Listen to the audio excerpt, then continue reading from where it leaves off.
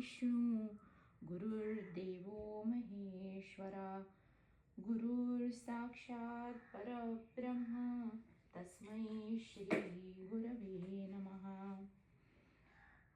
आज हम ईशा उपनिषद का जो 9वां मंत्र है, इस 9वें मंत्र के ऊपर अधिक अभ्यास करने का प्रयत्न करेंगे। देखते हैं जितना गुरुदेव हमें लखाए बुद्धि को उतना हम यत्न करेंगे।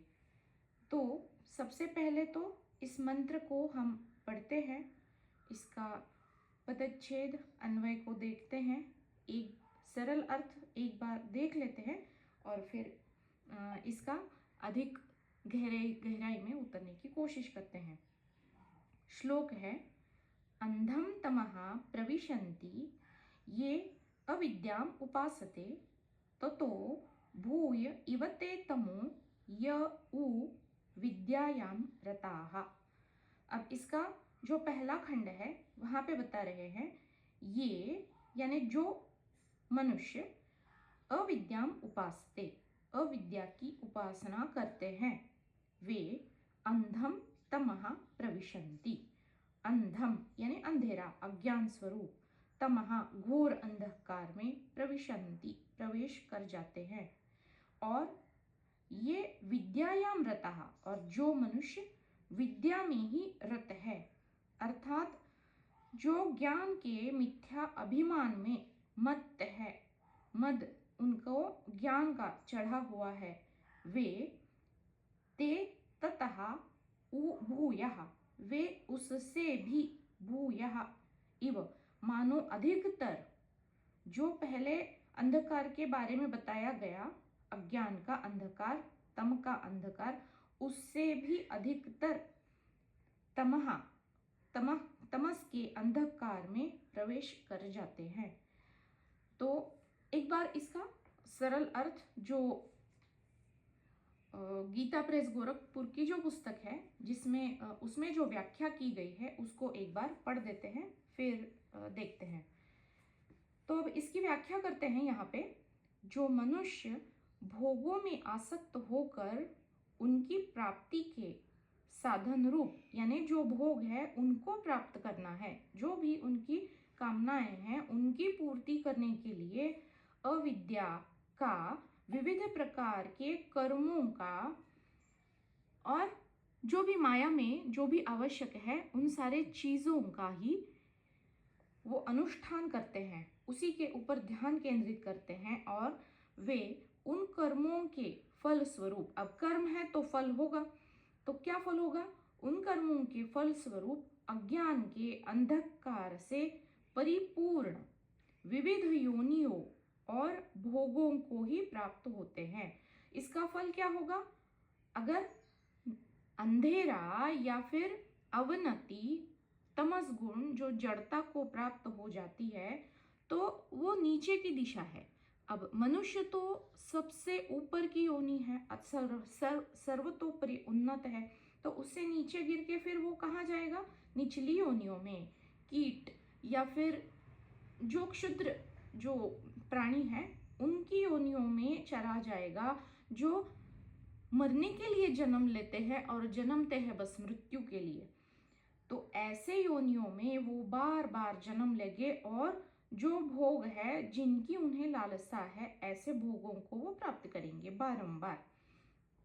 वे मनुष्य जन्म के चरम और परम लक्ष्य जो श्री परमेश्वर को न पाकर, यानी जो तत्व है परम आत्मा तत्व, ईशन तत्व, उसको न पाकर वो निरंतर जन्म मृत्यु रूपी संसार के प्रवाह में पड़े हुए रहते हैं और त्रिविध तापों से संतप्त होते ही रहते हैं।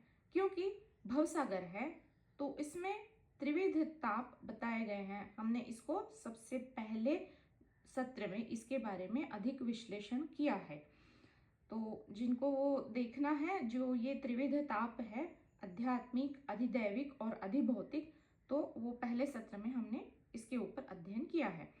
तो ये इन सारे तापों को वो जीव बार बार प्राप्त होता ही रहता है।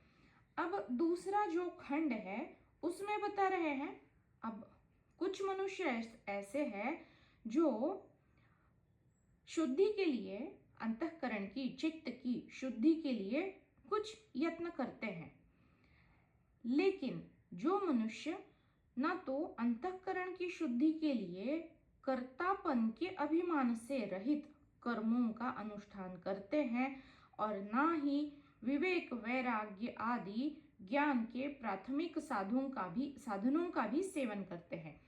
अब ये जो कर्म कर रहे हैं या फिर उपासना कर रहे हैं, तो इस उनका जो भक्ति है, ध्यान है, उनकी जो भी कर्म कांड है, तो उनकी जो साधना है, उनका जो उपासना या फिर उनका जो भी मार्ग है, उसको करने के बाद उनको अभिमान हो जाता है कि भाई हम तो कर्मकांडी है, या फिर हम तो बहुत बड़े उपासक है, हमारे पास फलाना ढिकाना ये सिद्धियां है। तो उनके अभिमान में वो रत हो जाते हैं। फिर अगर अभिमान है तो फिर ना वहाँ विवेक है ना वैराग्य है। अभिमान तो हमें नीचे ही गिरा के छोड़ता है। तो जिनके पास ना विवेक ना वैराग्य है और फिर भी वो ज्ञान में होने का एक दिखावा कर रहे हैं, या फिर उनको लगता है कि उनको ज्ञान हो ही गया है, लेकिन वो प्राथमिक साधनों से भी बहुत दूर है। अभी उनको लगता है कि हम ज्ञान के साधनों का ही सेवन कर रहे हैं, लेकिन है तो बहुत दूर ज्ञान से। वो केवल शास्त्रों को पढ़कर, सुनकर और जो उनको पुस्तकी जो ज्ञान हुआ है, उस विद्या को अपनाकर ये जो प्राप्त किया है उस ज्ञान का मिथ्या अभिमान धारण करते हैं। ज्ञान का मिथ्या आरोप करके ज्ञान के अभिमानी बन बैठते हैं। ऐसे मिथ्या ज्ञानी साधक नहीं कह सकते, ऐसे मिथ्या ज्ञानी व्यक्तियों को ज्ञानी मानकर हमारे लिए अब कोई भी कर्तव्य शेष नहीं, ये अगर भाव उठ जाए तो इस प्रकार जो कहते हैं कि अब हमें कर्तव्य शेष नहीं बचा, और वो अगर या फिर स्व कर्तव्य जो है अगर इसका त्याग कर देते हैं और इंद्रियों के वश में होकर शास्त्र विधि से विपरीत मनमाना आचरण करने लगते हैं, तो इस उनके अभिमान युक्त, ज्ञान के अभिमान युक्त आचरण से वे लोग सकाम भावना से कर्म करते हैं और उन्हें पता भी नहीं चलता कि भूल कहाँ हो रही है। ऐसा कर्म करने वाले विषयासक्त हो जाते हैं, और ऐसे मनुष्यों की अपेक्षा भी जो अज्ञानी जन है उनकी अपेक्षा ये तो अधिकतर अंधकार में फंस जाते हैं और उससे भी निचली योनियों को प्राप्त हो जाते हैं, और वो रौ कुंभपाक आदि घोर नरकों को प्राप्त होते हैं। ये इसका एक सरल अर्थ है, एक व्याख्या है जो एक सरल तरीके से इस पुस्तक में बताई गई है। तो अब यहाँ पे ये जो श्लोक है, यहाँ से सारी धोखे की घंटियां बजाई जा रही है। इस श्लोक में विद्या और अविद्या के बारे में बताया जाएगा, और यही व्याख्यान आगे 11वें 12वें मंत्र तक अब यही चलेगा। यहाँ पे कहाँ पे एक साधक नीचे खिसक सकता है अपनी साधना से, कब कब उसको नीचे च्युत होना पड़ता है, भले ही वो अलग अलग कारण हैं उस जीव के, लेकिन धोखा किस किस मोड़ पे है, ये एक सावधता की एक घंटी या फिर एक आगाज धोखे का यहाँ पे हमें एक हमारे ही मन में इसको अवलोकन करने के लिए शायद ये मंत्रों की यहाँ पे योजना हुई है, श्रुति ने यहाँ पे की है।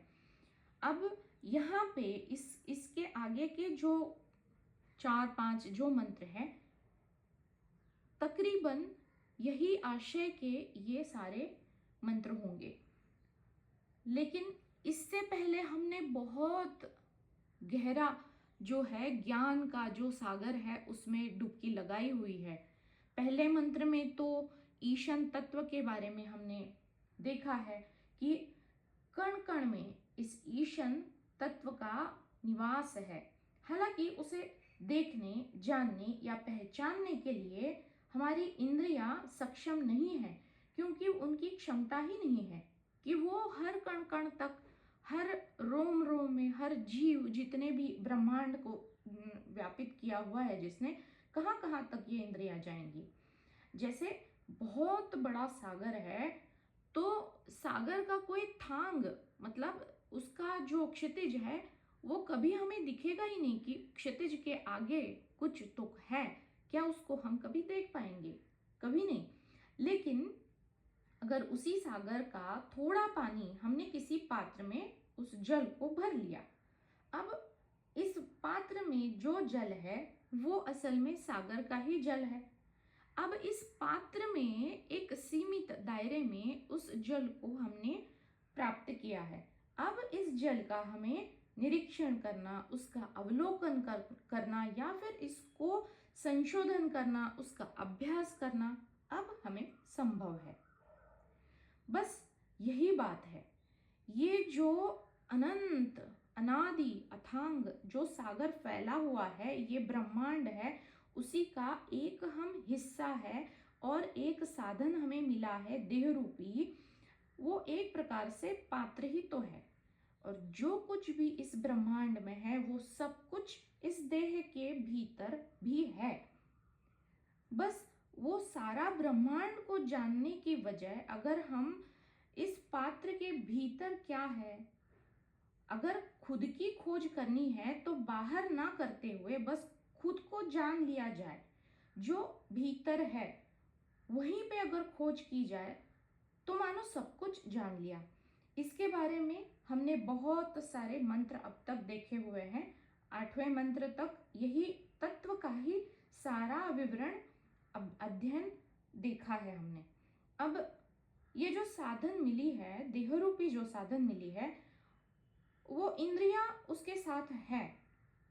और प्रॉब्लम यही है कि ये सारी इंद्रियां बाहर की तरफ उसके अभिमुख होने के कारण जो दिखता है वो बाहर ही दिखता है, बाहर का ही दिखता है। लेकिन होता क्या है कि पता नहीं चलता। तो इंद्रियां तो जो बाहर का जगत है उसको ही दिखाने को मजबूर करती है, क्योंकि वो अपने आप दिखता है। हम ना देखने का अगर प्रयास करें तो कभी तो आंखें खोलेंगे ही, तो जो दिखेगा वो बाहर है उसी को देख पाएंगे। और जो दिख रहा है उसी में जीव फंस जाता है कि भाई ये इसी से मैं हूं, अब यहीं पे अटक जाता है और वो भूल जाता है कि मुझे देखना कहाँ है। जो कुछ भी मुझे अवलोकन करना है, जो कुछ भी मुझे पाना है, वो सब कुछ तो मेरे भीतर ही है। बाहर कितना खोजेंगे? अथांग सागर है, बहुत बड़ा दरिया है, कहाँ कहाँ तक जाएंगे। उससे अच्छा है कि एक पात्र मिला है जो एक सीमित है, छोटा सा है, तो उसके भीतर झांकना हम भूल ही जाते हैं, इच्छा ही नहीं होती, क्योंकि जो दिख रहा है उसको इस माया ने इतना आकर्षक बनाया हुआ है कि वहां से नजर हटती ही नहीं है। बस यही माया है जो बारंबार फंसाती है। हम कितना भी पढ़ ले कि ये मिथ्या है, इसमें कोई सत्यता है नहीं, लेकिन अपने आप दिख रहा है और जो दिख रहा है उसी के ऊपर विचार मनन हो रहा है, उसी को सच मानकर हम जी भी रहे हैं, भूल रहे हैं। वास्तविक जो है, स्वरूप जो है, उसको भूल रहे हैं। जो बाहर देख रहे हैं वही भीतर है, ये जानते हुए भी भुलाया जा रहा है। क्योंकि जैसे कि सागर है या फिर हम इसको पूरा ब्रह्मांड है, जो आकाश तत्व जो है वो जितना सूक्ष्म है उतना ही वो व्यापक है। और इस आकाश तत्व ने ही पृथ्वी को धारण किया हुआ है, या फिर सारे ही सूर्यमाला जितनी भी है या फिर सारे ग्रह तारों को सबको आकाश में ही तो है सब कुछ। तो बाहर भी आकाश है और भीतर भी आकाश है। पात्र मात्र दिख रहा है, तो इस पात्र के भीतर भी तो वही तत्व प्रकट है। अगर इस तत्व को जानना है तो बाहर क्यों देखना? ये सवाल एक हमें खुद को ही मतलब ये स्मरण रखना चाहिए कि बाहर नहीं भीतर, बाहर नहीं भीतर। कहाँ देखना है? अंदर। कहाँ खोजना है? अंदर। अगर पात्र में हमने जल लिया है जो समुद्र का ही जल है, वो अगर समुद्र में उसको फिर से खाली कर देंगे तो वो सागर ही तो है। अब जब तक वो पात्र में है तब तक हमें लग रहा है कि ये जल पात्र का है। तो इसी प्रकार से जितना भी पानी है वो असल में तो उसका मूल तो सागर ही है। और बूंद बूंद से सागर भी मतलब जितने भी जीव है असल में वो सागर के ही तो एक अंग है तो सागर ही, दिख अलग अलग रूपों में है रहा है। माया है, बहुत सारे रंग और रूपों में भास रही है। और जो दिख रहा है वो बाहरी माया है, वो दिख रही है इसलिए उस पे आसक्ति हो रही है और पता ही नहीं चल रहा है। और इस आसक्ति को अनदेखा करते हुए भीतर झांकना है, इसको हम भुला रहे हैं। और जो दिख रहा है उस पे आसक्ति छूट ही नहीं रही है। अगर ये छूट जाए, अगर जो दिख रहा है उसमें सत्यता की बुद्धि छूट जाए तो त्याग और भोग दोनों एक साथ संभव है। यही तो बताया है पहले ही मंत्र में, तेन त्यक्तेन भुंजिता। क्यों? ईशन तत्व का ही वास है, तत्व का ही निवास है कण कण में। तो जो दिख रहा है वो तत्व ही है। जो दिख रहा है उसको ना देखते हुए तत्व को देखो। तो अगर जो जितने भी भूत मात्राएं वस्तु पदार्थ दिख रहे हैं वो एक पूरा ब्रह्मांड यानी सागर है, तो वो एक बूंद है, तो बूंद बूंद से सागर ही तो बन रहा है। लेकिन इतना सब कुछ बताया है, 8वें मंत्र तक तो सारा आत्मा ईशान तत्व का ही विवरण हमने देखा है। लेकिन इतना सब कुछ बताने के बाद भी सामान्य जीव है, तो ऐसा जीव कि जिनका प्रारब्ध अभी पका नहीं है, तो उन्हें ये माया भुला के ही अपनी माया में उसको घुमाते ही रहेगी, क्योंकि उसका प्रारब्ध अभी पका नहीं है। और उसके लिए तो बहुत आसान है, बहुत सारे वस्तु है, विषय है, अपने प्रियजन है, उस जीव की खुद की कुछ इच्छाएं हैं, आकांक्षाएं हैं। अगर ये सब कुछ अभ्यास करने के बाद भी अगर ये सब कुछ छोड़ नहीं रहे हैं तो हमें समझना चाहिए कि प्रारब्ध अभी पका नहीं है। क्योंकि किसी भी वस्तु पदार्थ जीव जो भी है, आसक्ति क्यों होती है? आसक्ति देह से नहीं होती, क्योंकि कुछ भी हम किसी को अगर हम छुए या ये कोई वस्तु हो या फिर कोई प्रियजन हो, उनको हम उनका हाथ हमारे हाथ में ले ले या फिर हाथ में कोई पुस्तक ले ले, तो असल में तो कोई फिजिक्स का जो एक सिद्धांत है, तो असल में मैटर का जब अध्ययन हुआ तो वहां पे मार्क्स प्लैंक बताते हैं कि 20 बरस खोजने के बाद उनको पता चला है कि वहां पे मैटर नामक कोई चीज है ही नहीं। तो काहे का हाथ? मैटर ही नहीं है, तो क्या एक वस्तु किसी दूसरी को छू भी सकती है? मैटर है ही नहीं, तो क्या छूना? लेकिन हमें उसकी अनुभूति हो रही है, और जिसकी अनुभूति हो रही है वो मन उसमें फंस जाता है, मन से आसक्ति हो जाती है। अगर मन से आसक्ति है तभी उस आसक्ति की वजह से जिस प्रकार का हमें आचरण नहीं चाहिए वो घटित हो रहा है। तो अगर प्रगति चाहिए तो मन से ही आसक्ति से छुड़वाना होगा, जिसको ये आसक्ति दिख रही है उसी को। तो मुक्ति भी मन से है और आसक्ति भी मन से है। इसलिए ये जो मानसिक स्तर है वो बहुत महत्वपूर्ण है मनुष्य जीव के लिए, क्योंकि मन का संन्यास ही श्रेष्ठ है। शरीर से हम कितना भी संन्यास ले ले, घर छोड़ेंगे, अपने प्रियजन को छोड़ेंगे और कहीं जंगल में जाके बैठ जाएंगे साधना के लिए या फिर ज्ञान प्राप्ति के लिए, लेकिन अगर मन में उस संसार को बसाया हुआ है, अपने प्रियजनों के बारे में ही अगर वो सोच रहा है, तो असल में छोड़ा ही कहाँ, छूटा ही नहीं, मन तो वहीं पे है। मन से जो आसक्ति है वो छूटनी चाहिए। मन का जो वैराग्य है, मन की जो एक क्या विवेक से जो एक त्यागने की भावना है, सब कुछ है वही ठीक है, लेकिन जो है उसी में इस भाव से कि बस मैं हूं, आवश्यक है उतना मिला है बस, लेकिन कुछ भी मेरा नहीं है। इसी को तो पहले ही मंत्र में बताया गया ना कि ईशावास्यम इदम सर्वम यत्किंच जगत्याम जगत, ये तत्व ही है तो तुम्हारा क्या है, कुछ भी नहीं है।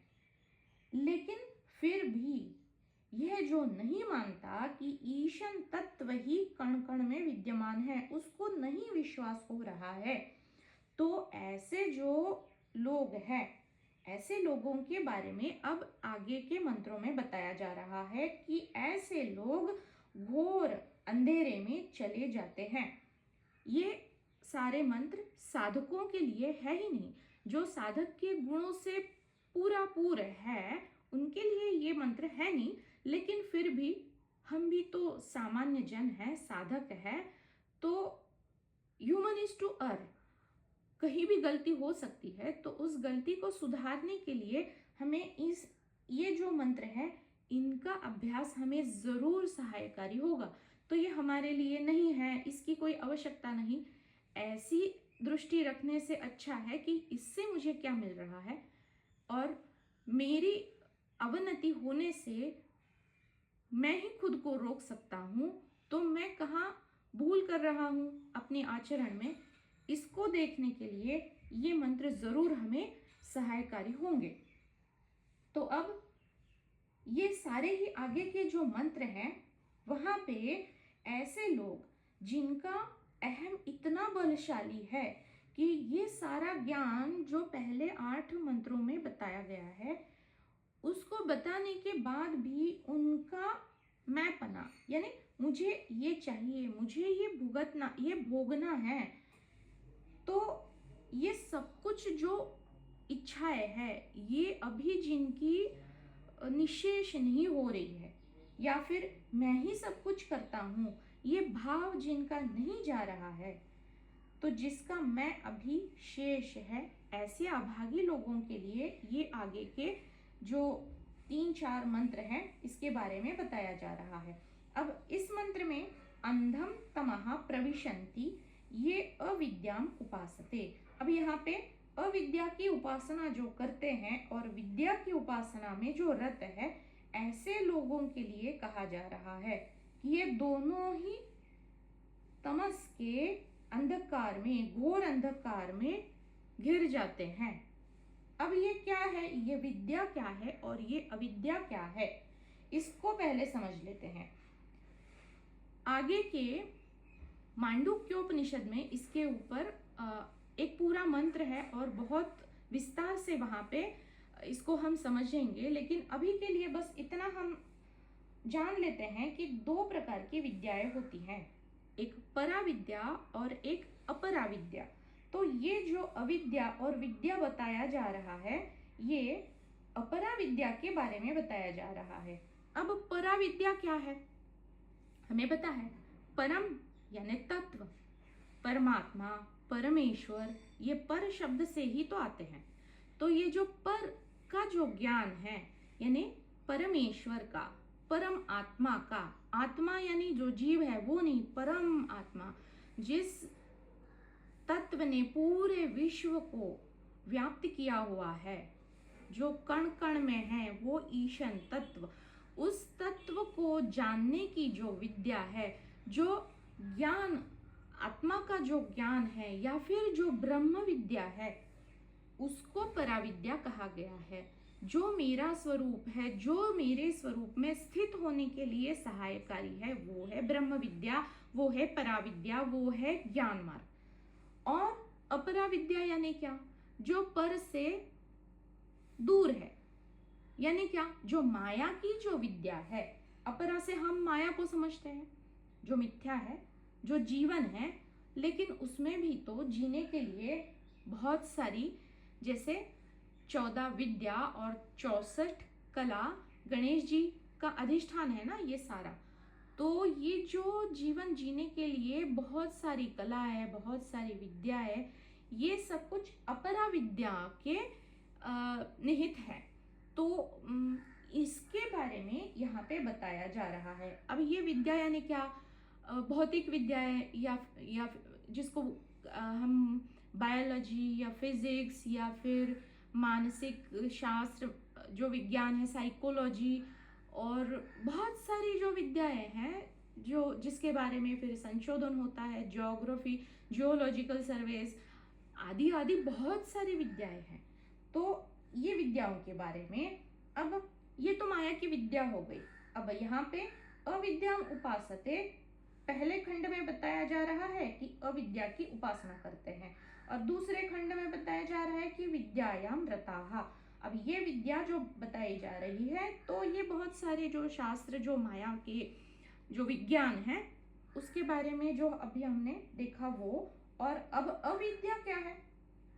अविद्या यानी मुझे जीने के लिए क्या चाहिए? जो भी चाहिए, जो भी भौतिक साधन चाहिए, अब उसके लिए क्या चाहिए? पैसा, धन, दौलत। अब उसी के पीछे जो लगा हुआ है, उसका जो ज्ञान है वो है अविद्या। अब इसके बारे में इस श्लोक में बताया जा रहा है। अब बताते हैं अंधम तमः। अंधम यानी अंधा। अंधा कौन है? अब कोई अंधा आदमी है तो उसके लिए तो प्रकाश और अंधेरा सब कुछ एक सा है। अब हाथी के सामने उसको खड़ा कर दिया, तो जो अंधों की जो कहानी है वो तो हमें पता है। तो जो पैर के नजदीक है वो कहेगा ये हाथी। हाथी को वो कैसे समझेगा कि भाई ये खंबा है? जिसने पूंछ पकड़ी है वो समझेगा ये रस्सी है। तो अंधा जो महसूस करता है उसी को सच मानता है। तो उसका सच आधा अधूरा है, वो परिपूर्ण रूप से किसी भी चीज को महसूस नहीं कर सकता, क्योंकि वो अंधा है, वो देख नहीं सकता।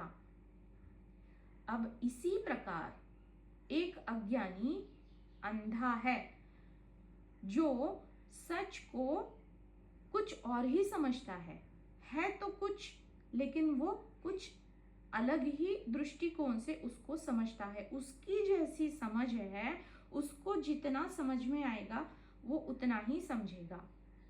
वो रस्सी को सर्प समझता है। कोई अज्ञानी है, कमरे में अंधेरा है, रस्सी पड़ी हुई है, तो रस्सी के ऊपर सर्प दिखाई दे रहा है, तो उसको वो सर्प ही समझता है और उसी सर्प को वो सच मानता है और वो डरता है उस सर्प से। किसी ने बत्ती जला दी, किसी ने प्रकाश में उसको रस्सी दिखा दी, तो कुछ क्षण के लिए वो मान जाता है कि ये तो भूल हो गई, यहाँ पे तो रस्सी पड़ी हुई है।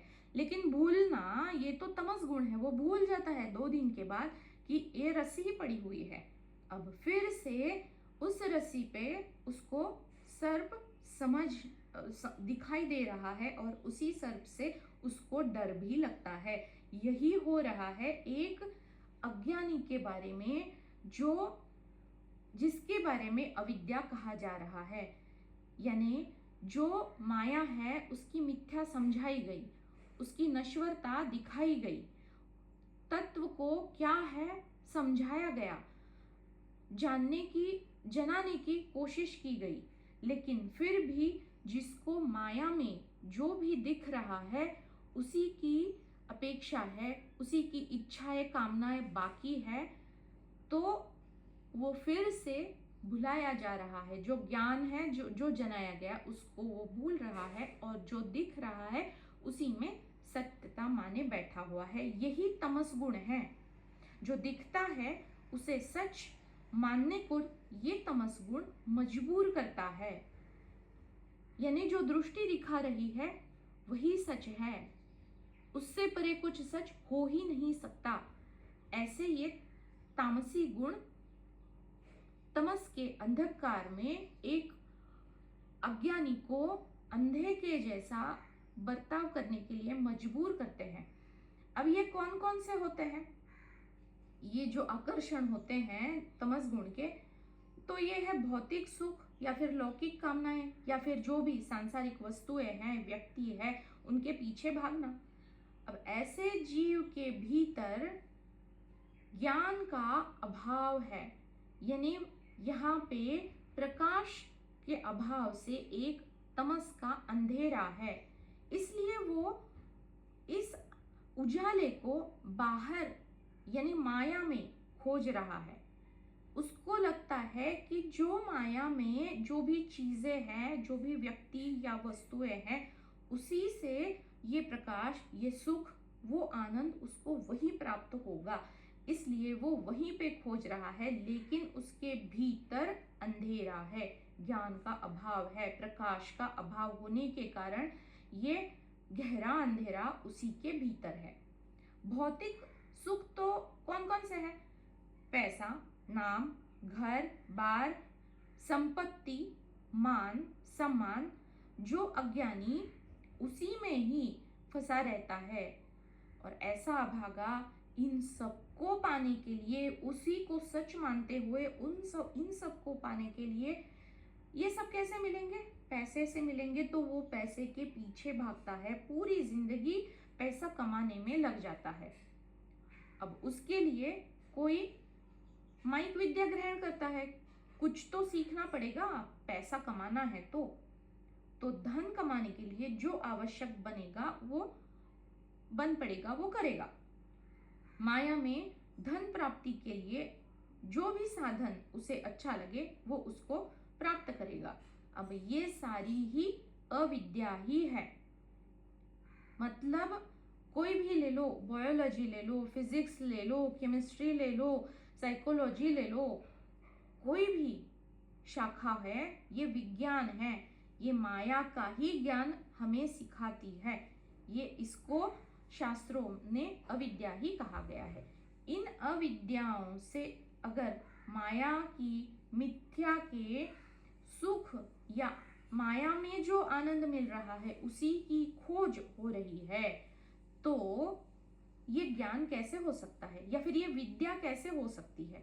जो केवल भौतिक सुविधाएं, भौतिक सुखों को प्राप्त करने के लिए की जा रही है, वो एक अविद्या ही तो हो गई।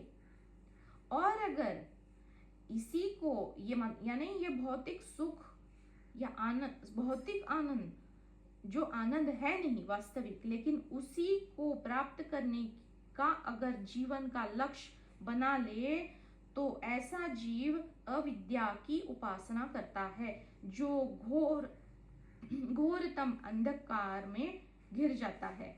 ये अविद्या इसको तमस के अंधेरे में डाल देती है।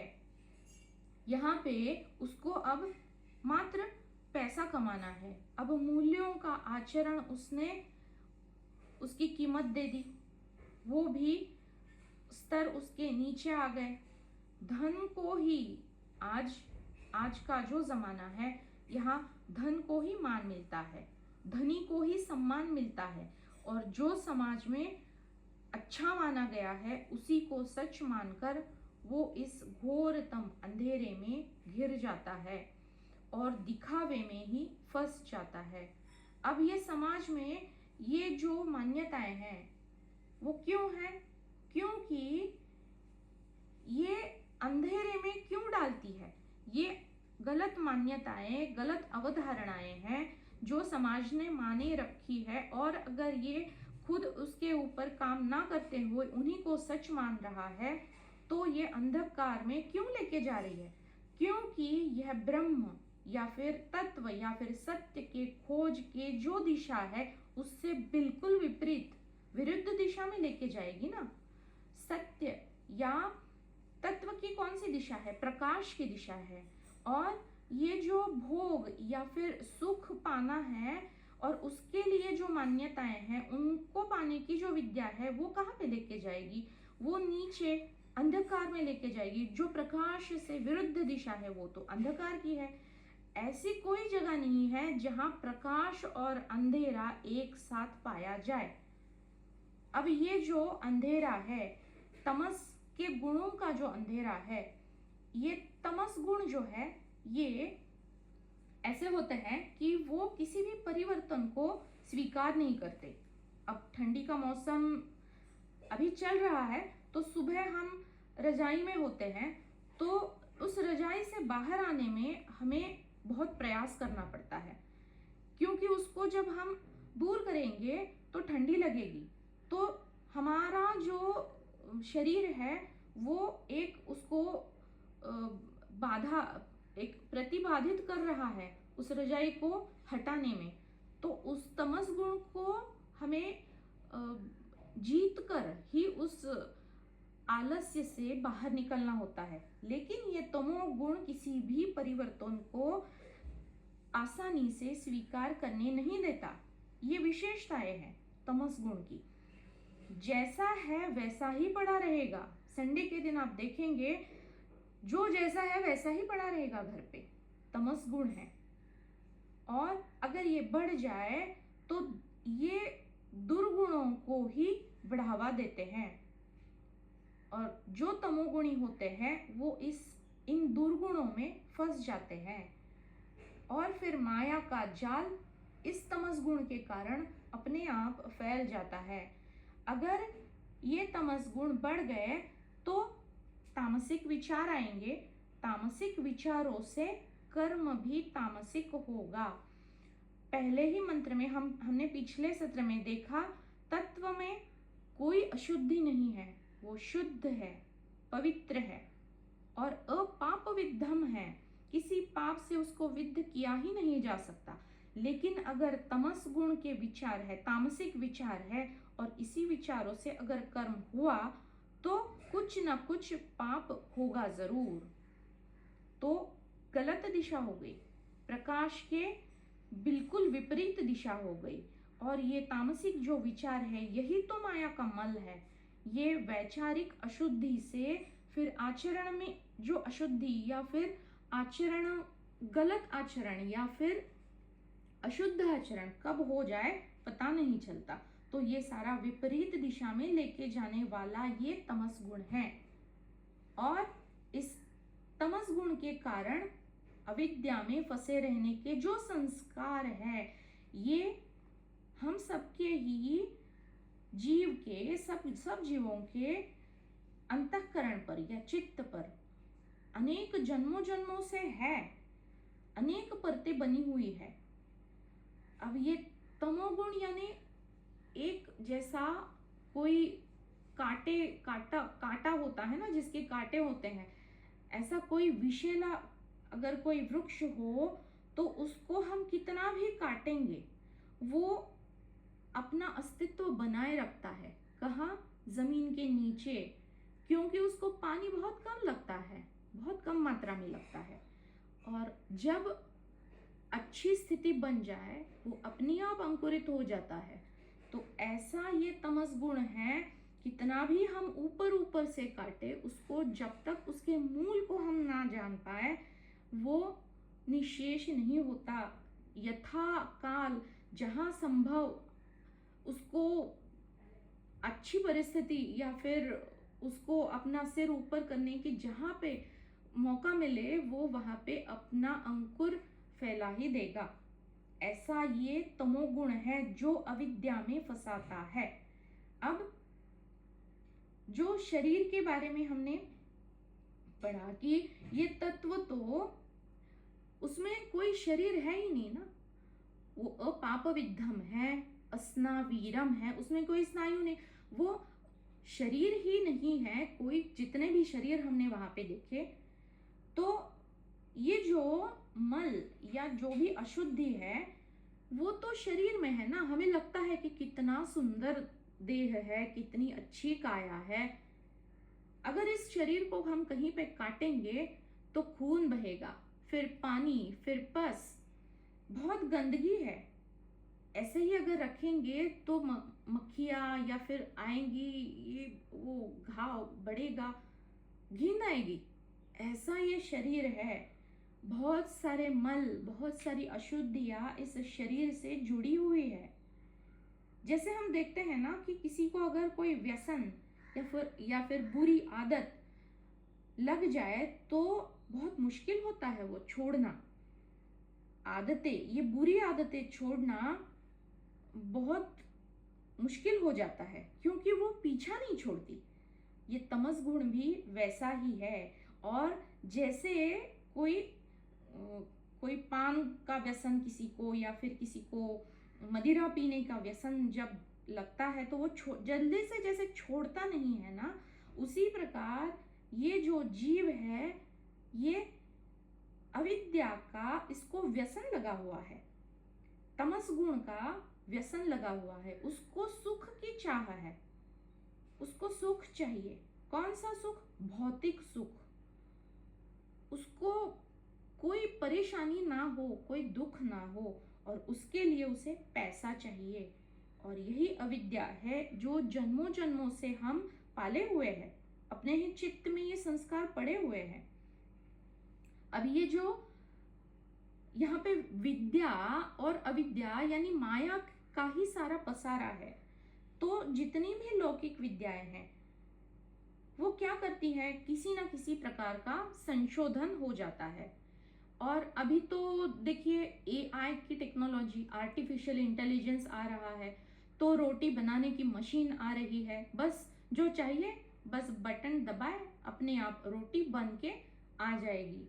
बहुत सुविधा, बहुत सुख, बहुत कम मात्रा में शारीरिक कष्ट को इस्तेमाल करते हुए अधिक मात्रा में उसका आउटपुट हमें मिलने की जो कोशिश है, वो सुख, जो शारीरिक सुख है, उसको ये प्रदान कर रही है। जितनी भी सारी है ये लौकिक विद्याएं, तो इनको जब हम प्राप्त करते हैं तो ऐशो आराम और सुख मिलता है। लेकिन हम देखते हैं कि जो पश्चिमी बहुत सारे देश है, बहुत प्रगत है, अभी इंडिया भी तो, भारत देश भी उसी की कगार पे है। पहले जैसे अब दरिद्रता या फिर गरीबी यहाँ पे नहीं बची हुई है।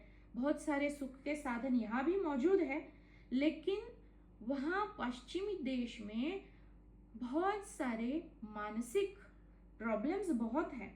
वहाँ पे सुख बहुत है लेकिन मानसिक समाधान है नहीं। तो उसके लिए वो भारत की तरफ क्यों देखते हैं? वो हमारा देश है, इसके लिए हमें कहना नहीं चाहिए, लेकिन यहाँ पे बहुत कुछ है जो इस सुख से परे है। और पश्चिमी देशों ने इस भौतिक सुख को ही अपना लक्ष्य बनाया, यहीं पे गलती हो गई। लेकिन हमारी जो संस्कृति है वो बताती है कि उससे भी परे कुछ है। भौतिक सुख तो चाहिए, देह मिली है तो उसको बनाए भी रखना है, लेकिन उससे परे भी देखना है। ये पश्चिमी देशों में क्या हुआ, जो पैसा है उसके कारण जो भी बुरी आदतें या फिर ऐशो आराम, तो ये पैसे का नशा या फिर ऐश या फिर अय्याशी, उसी में वो फंस गए। उसी में जीने की अगर आदत हो जाए तो मनुष्य जीवन का जो लक्ष्य है उससे भटकाव हो जाता है। कितने भी पैसे कमाओ, एक दिन ऐसा आएगा कि पता चलेगा कि भाई पैसे में सुख तो है ही नहीं। तो सुख, असली सुख है कहाँ? वो तो आपको शारीरिक सुख दे रहा है, मानसिक सुख वो कहाँ है? वो कहाँ पे मिलेगा? अगर हम इस बाहरी सुख में फंसेंगे तो ये एक प्रकार का अंधेरा है, तमस का अंधेरा।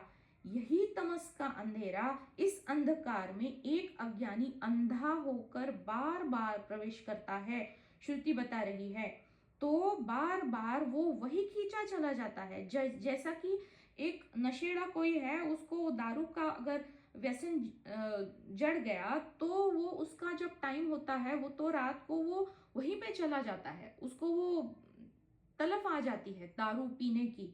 तो उसी प्रकार ये है, अगला जन्म लेके ये जीव जब आता है तो वो वहीं पे चला जाता है।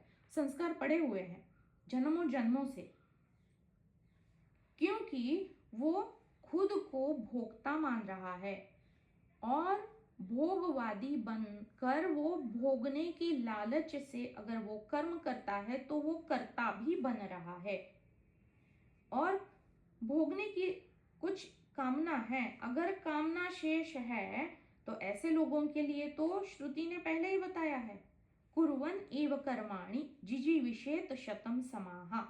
लेकिन कर्म करते हुए भावना क्या रखनी है, त्यक्तेन भुंजिता, त्याग पूर्वक इस्तेमाल करो और जो मिला है उसी में समाधान पाओ। माँ गृधा, यह श्रुति का उपदेश अगर पचा नहीं है, कोई व्यक्ति उसको पचा नहीं पा रहा है, तो ऐसे व्यक्ति कभी साधक नहीं बन पाएंगे। साधक के गुणों से वो बहुत जल्दी नीचे गिर जाएंगे और वे आसुरी गुणों में आकर फंस ही जाएंगे। उसके बारे में भी तो पहले बताया ही हुआ है। असूर्या नाम ते लोका, ये जो असूर्या यानी राक्षस के लोकों में जो तमस गुणों से भरा पड़ा हुआ है, ऐसे ही लोकों में वो बारंबार जन्म लेते ही रहेंगे और मरने के लिए फिर से जन्म लेंगे। ये तो एक जीव है और उसकी एक प्रगति यानी एक सीढ़ी है, सीढ़ी पे हम हैं, पहले ही है। अगर जन्म लिया है तो इस खेल में हमने हिस्सा लिया है, पहले ही सीढ़ी पे चढ़े हुए ही है। अगर ऊपर ना चढ़े तो कितनी देर वहां खड़े रहेंगे, अपने आप एक दो सीढ़ी नीचे आना अपने आप घटित होगा। नीचे नहीं आना है तो ऊपर जाने की दिशा तय करनी होगी। ये यहाँ पर एक धोखा है। यहाँ पे श्रुति माता हमें बतला रही है, हमें आगाह कर रही है, बेटा संभल जाओ, ऊपर की दिशा में अगर नहीं जा रहे हो तो कहीं नीचे तो नहीं जा रहे हो। अविद्या तुम्हें खींचेगी नीचे, या फिर किसी विद्या में तो रत होके नहीं बैठे हुए हो।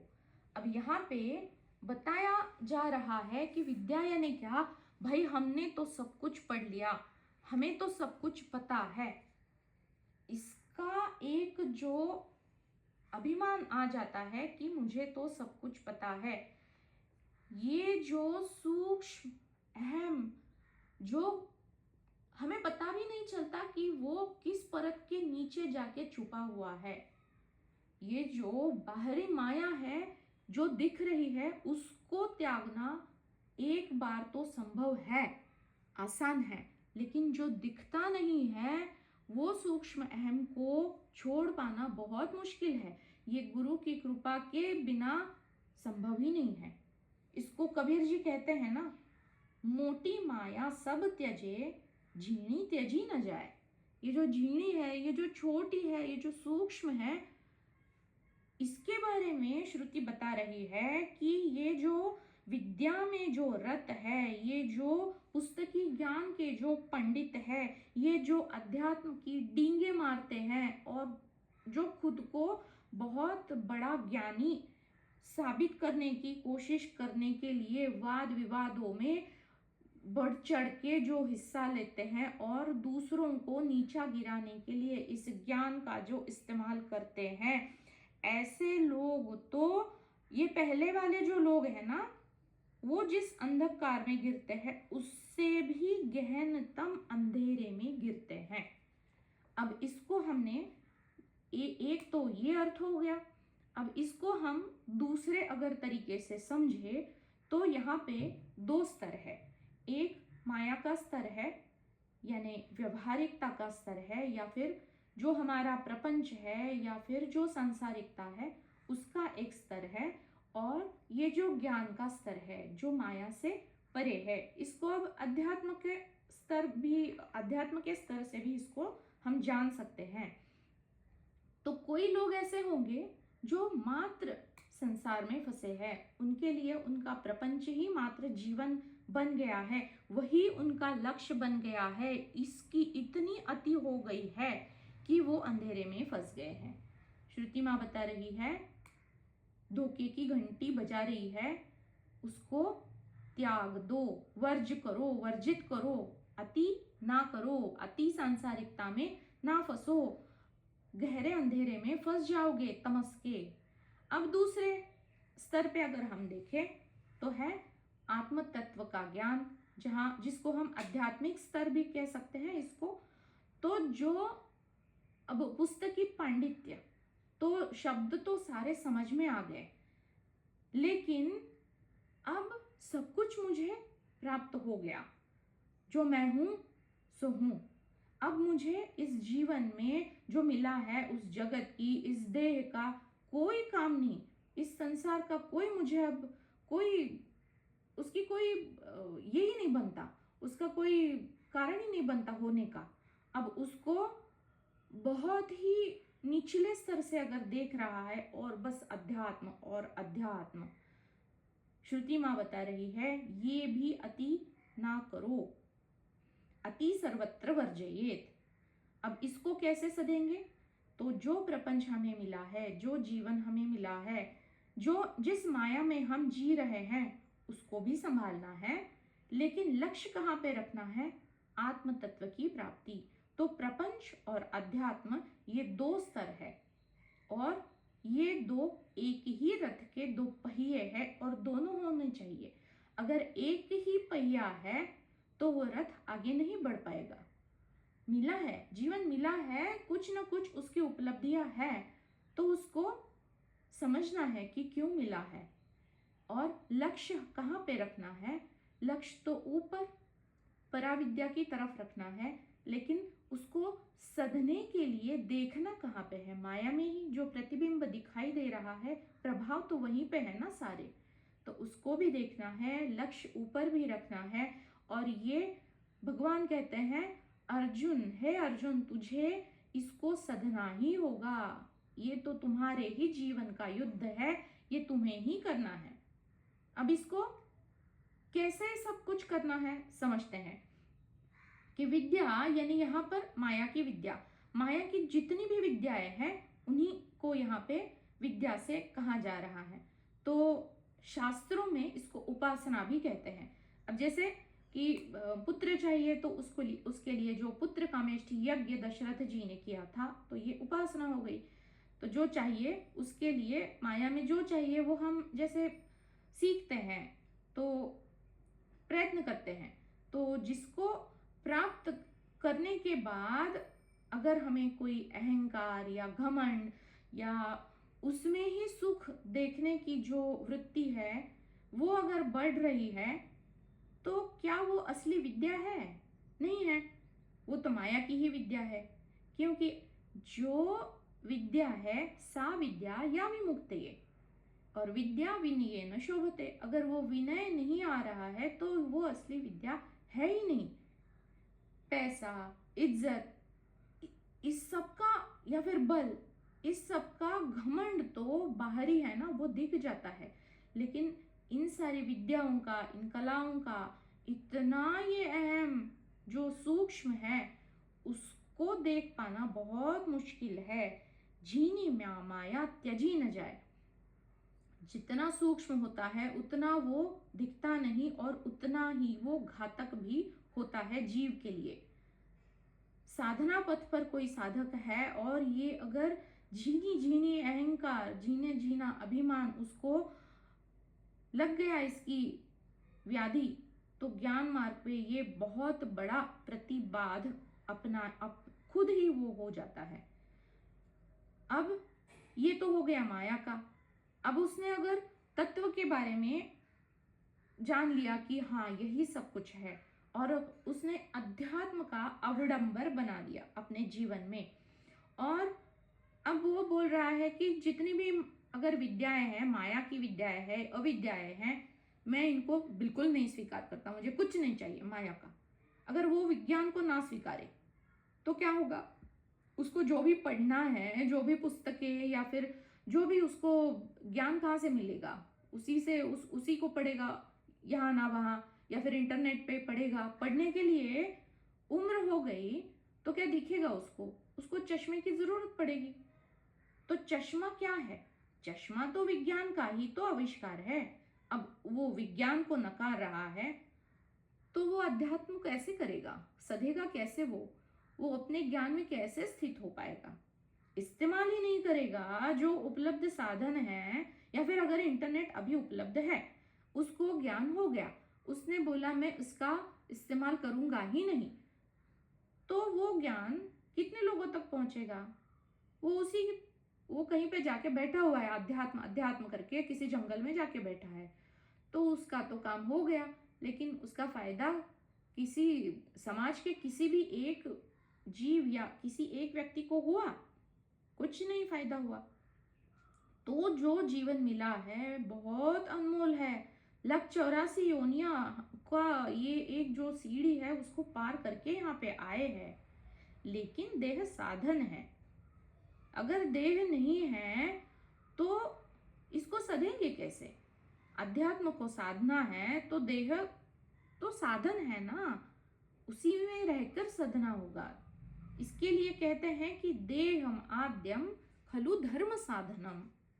देह को बनाए रखने के लिए जो आवश्यक है करना होगा, आवश्यक मात्रा में करना है, लेकिन वो लक्ष्य भी नहीं है जीवन का। जीवन का लक्ष्य तो अलग है, उसको पाने के लिए देह मिली है। व्यावहारिक स्तर पर विज्ञान का उपयोग, जो भी संशोधन हुए हैं उसकी उपलब्धि मिली है, तो इसका इस्तेमाल भी करते हुए जो अध्यात्म का ज्ञान है, जो मेरा तत्व का खुद का ज्ञान है, उसे लक्ष्य बनाना है। तो उसके लिए जितने भी साधन हमें उपलब्ध है उन सबका हमें उपयोग करना है। क्यों नहीं करना है? अगर ईशन तत्व का वास हर कण कण में है तो उसमें भी तो है, उसी की कृपा से ये सारे आविष्कार है, तो हम क्यों इसको कम श्रेष्ठ या फिर निचला दर्जा उसको क्यों समझे? माया की किसी भी प्रकार की आसक्ति को त्यागना है, लेकिन उसमें जो तत्व है उसको देखते हुए उसकी उपलब्धि को इस्तेमाल भी करना है। त्यक्तेन भुंजिता, त्याग पूर्वक इस्तेमाल भी करना है। तो ये जो अविद्या से आया हुआ अहंकार या दंभ, अभिमान, अब इसको निशेष करने के लिए पिछले ही मंत्र में हमने देखा कि अव्रणम अगर वो है तो मुझे अव्रणम होने के लिए क्या करना होगा? दया करनी होगी, क्षमा मांगनी होगी, क्षमा करना होगा, किसी को माफी मांगनी होगी, माफी करनी भी होगी। ये चित्त के दोष है ना, ये व्रण यानी क्या? किसी कुछ गलत स्मृति को पकड़े रखे हुए हैं तो वो दोष बन जाते हैं। अब इन दोषों को धोने के लिए बढ़िया सा साबुन दया, क्षमा, माफी बन जाते हैं, तो उनका इस्तेमाल कर लेना चाहिए। जो भी मददगार हो उसका इस्तेमाल जरूर करना चाहिए, क्यों नहीं करना चाहिए? तो यहाँ पे ये बहुत गहन है और इसी को हम आगे भी पढ़ने ही जाने वाले हैं, ये विद्या और अविद्या के बारे में। तो एक प्रकार से ऐसा भी कहा जाता है कि जो विद्या में रत है, विद्यायाम रताः, जो पुस्तकी सिद्धांतों को रट लेते हैं, अब रट तो लिया तो उनको लगा कि भाई मैं तो ज्ञानी हो गया, लेकिन उसका प्रयोग केवल किसी को नीचा दिखाने में या फिर खुद को श्रेष्ठ साबित करने में हो रहा है, तो ये ज्ञान का घमंड ही तो हो गया। तो यह विद्यारत, ऐसा विद्यारत जीव घोरतम अंधेरे में फंस जाता है। अब इसी को बोलेंगे कि दिए के नीचे ही अंधेरा होता है। दिया है, ज्ञान का दीपक जला हुआ है, लेकिन उसी के नीचे अंधेरा है। ज्ञान को केवल रट कर ज्ञान में स्थित होना संभव नहीं है। जीवन में इस ज्ञान का जब तक हम उपयोग, इस्तेमाल नहीं करेंगे, जब तक वो आचरण में नहीं उतारेंगे, तब तक जितना हम पकड़े हुए हैं, जो भी गलत मान्यताएं, मिथ्या धारणाएं, तो उनको तो त्यागना होगा ना, तब तक ये ज्ञान अवस्थित कैसे हो पाएगा। शाब्दिक ज्ञान को अगर अनुभव में उतारा ही नहीं तो वो पुस्तक का ज्ञान है, वो ऋषियों का ज्ञान है, वो उन्हीं का ज्ञान बना रहेगा, वो मेरा कब तक होगा। उन शब्दों को जीना होगा ना, तब जाके वो मेरे अनुभव में उतरेंगे। और उसके लिए चित्त शुद्धि के जितने उपाय है सो हमें करने ही होंगे। तो इस मंत्र में विद्यायाम रताः बताया जा रहा है कि कहीं दिए के नीचे अंधेरा तो नहीं है। तो हम सब ज्ञान मार्ग के साधक हैं, सब कुछ तो गुरुजी ने बतलाया हुआ है, लेकिन उसके बाद कहीं ये सूक्ष्म, कहीं कीट अंदर जाके बैठ तो नहीं गया है। इसका अवलोकन आज के लिए ये बहुत है, इतना चिंतन जरूर हम करेंगे। और यहीं पे आज के लिए समापन करते हैं। अगले सत्र में फिर से मिलते हैं अगले मंत्र को लेकर।